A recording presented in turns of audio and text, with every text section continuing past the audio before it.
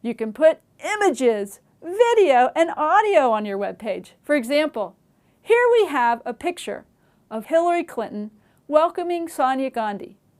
Different types of media have different tags, but we will show you how to use images since they are the most straightforward. Anytime you want to put an image on your web page, you use the image tag. Here is an example of an image tag to display a picture. And here is another example. The two of them look slightly different and both have syntax that we've not seen before. Inside the angle brackets for the image tags, we have options, which give extra information about what we're doing. In the example of an image tag, we need to specify what image to display. In fact, even though they are called options, and thus sound optional, some options are required. For example, we have to specify what image we want to display, so that option is required. Notice there is not a separate end tag.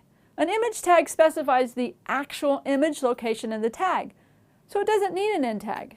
It has the slash in this tag to indicate an additional end tag is not needed.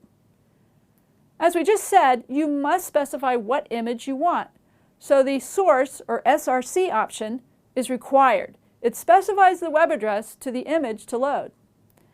Width is an optional tag. It can be used to reduce the size of the image displayed. Otherwise, the original size of the image is displayed, which could be quite large.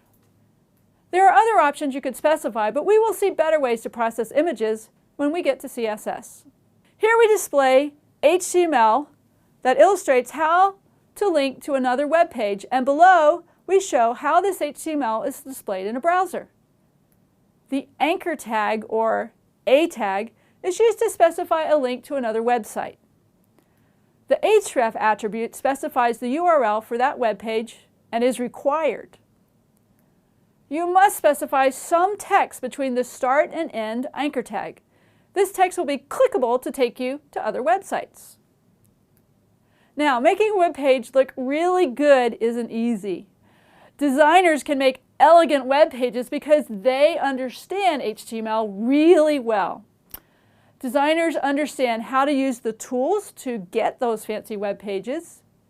Now you are learning the basics of HTML so you can get started on creating simple web pages. You're learning a foundation that you can build on. Notice that web pages can be displayed on different types of devices. Your laptop, your phone. It's a bit more of a challenge to create a web page that displays well on both large and small displays. Having interaction with a web page, such as ordering a book from Amazon's web page, is even more complex. For now, let's get started with just the basics so you can create a web page.